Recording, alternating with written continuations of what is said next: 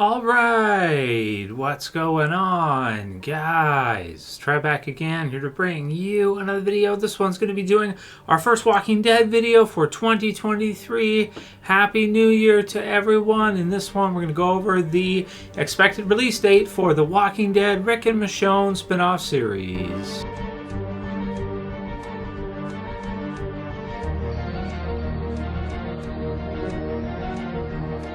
Alright dudes, so it's been a little bit since we've done kind of a Walking Dead updates kind of video, but this month, since December that is, since the Walking Dead TV series wrapped up about a month ago now, it was the end of November, early December, so we got to see the final episode of the original Walking Dead TV series. There hasn't been a whole lot of news, so I have still been posting videos. Yesterday we posted some of the interview from the Joe Rogan Experience with John Bernthal, which was really awesome. If you guys didn't get a chance to see those clips, they're in the channel. And he's got an awesome, I guess you want to call it like a Spotify show or podcast, video cast show that he's doing. He played Shane. Those of you guys who you know John Bernthal, Shane. And I think Norman Reedus did an episode with him, so some people have suggested that we check that out. I'll take a look, see if I can find it. Maybe we could, take a look at a couple clips or see if there's anything cool in it to share with you guys. But definitely check out Real Ones with John Bernthal if you haven't seen it. It was awesome to see him on Joe Rogan this week. Really cool. And, really brings you back to the first, couple seasons. So we got some comments about that we'll get into here. But the starting news for this one, 2023 now. Happy New Year to you guys. Hope you guys had a great New Year's Eve and everything. I didn't do too much. I was working, actually. I was on the phone with a customer as we rolled over, and the customer said Happy New Year's to me, and I was like, oh, he was like 80-something. I was like, okay, thanks. Thanks. Happy New Year to you, too. 2023, excited for the new year. Really, really going to be a lot of fun with all the different Walking Dead spin-off series, and I'll be throwing in other stuff for you guys here and there. Now, some of you may like some of it, possibly some real-world stuff. Different things. See if you guys like it, or if you don't. Whatever. Last of Us is coming up pretty soon, so going to review that. But these last couple of years too, with entertainment, as I've been, covering different series, doing reviews since 2009 here on YouTube. The last year or two, aside from Walking Dead and House of the Dragon, Stranger Things was pretty good also. But there hasn't been a whole lot in entertainment since the shutdowns that I've really been excited for. The Walking Dead obviously is the thing that I enjoy the most doing with you guys, the thing I look forward to the most. But it's really weird the way kind of the world has sort of gone to where a lot of the stuff I watch now is just like different casts online, different podcasts, different, things like that versus like the older, 10 years ago or even 5 years ago, before, pre-2020, pre-2019, pre-COVID, you would like TV shows, movies were the big things. Now it's gotten a lot different. It's almost a different type of thing where you have so much awesome content online being produced daily all the time. That gets a lot of my attention. So that's some of the stuff that I'm interested in doing videos with you guys in the future as well too. It should be fun. But yeah, anything Walking Dead is definitely going to be the thing that we tackle first. This year coming up, we got the first on the docket. We've got The Walking Dead, Dead City of the spinoffs. We got Fear the Walking Dead season, season 8 now, right? Which might be its final season. We'll find out pretty soon if that's the case, probably in the next couple of months or so. So if you're The Walking Dead, Dead City, and then there's going to be the Daryl spinoff we'll show next this year. And then the Rick and Michonne spinoff date, Denai Guerrero said in a recent interview that they're shooting for a Halloween type release. So release date for that, expect to see the Rick and Michonne spinoff series if there's no delays, if they get the first season done and everything, which I think they should be able to.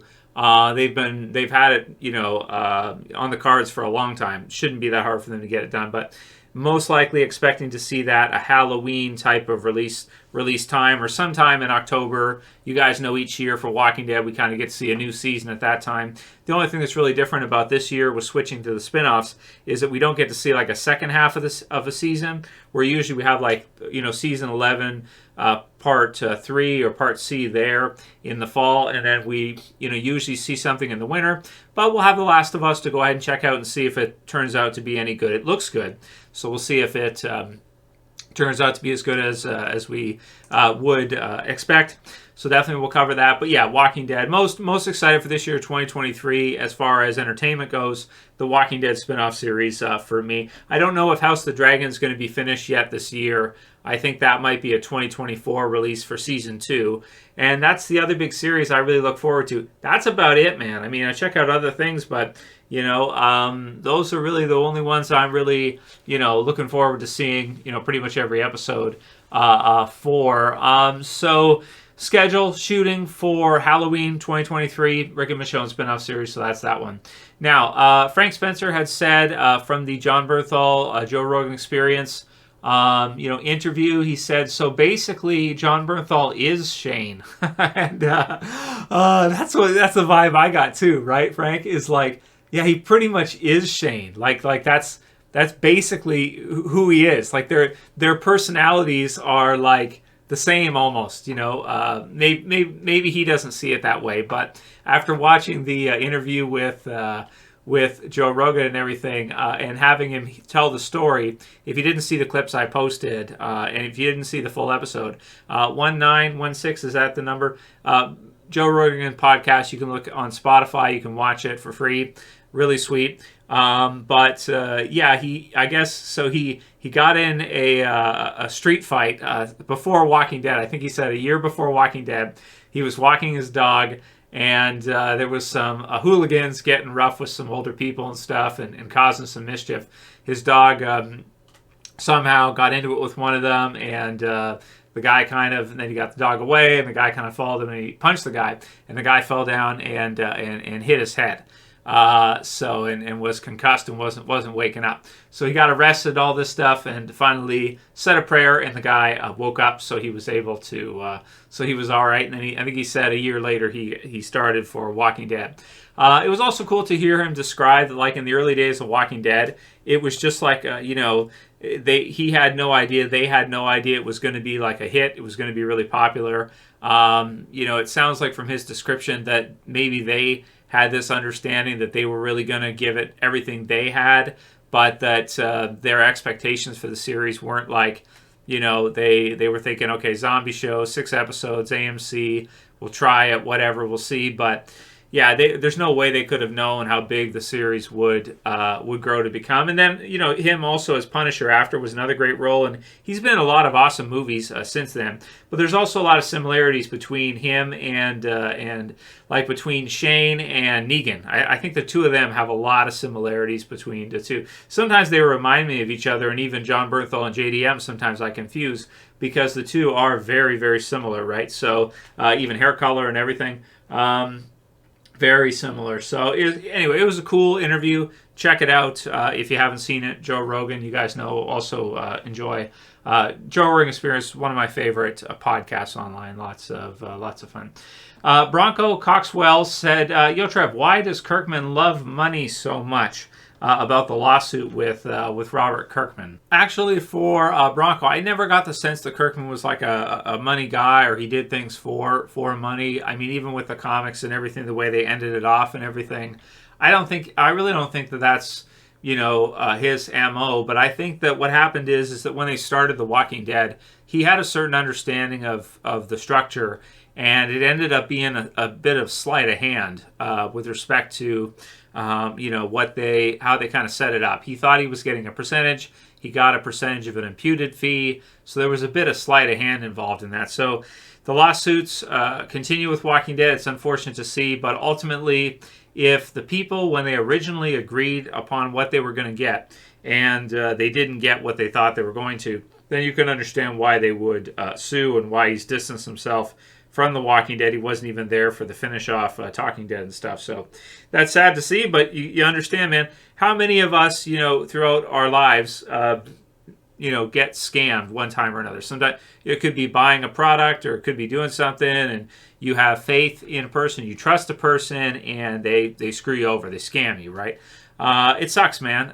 It sucks. Anytime you do a deal you have a certain understanding, and then you get into it after, and you find out maybe you buy a car or something, you get into it, and you find out that there's some serious issues with it that you have to pay to get repaired for another, I don't know, a few $1,000s or something. Let's say like a transmission or something, and you didn't know, the person didn't tell you, there wasn't any, you didn't know ahead of time, and it happens, man. People do get scammed, and I guess for him, he felt like he didn't get what he originally had thought he was supposed to, and Frank Darabont didn't either, so it's what it is. Cody Whitaker said, John inherited Shane right before Shane was even cast. Yeah, it's funny, man, like when you hear him describe it for Cody, it's literally like, it's literally like he's like almost a person version in some ways of Shane, like his personality and everything from just hearing him speak.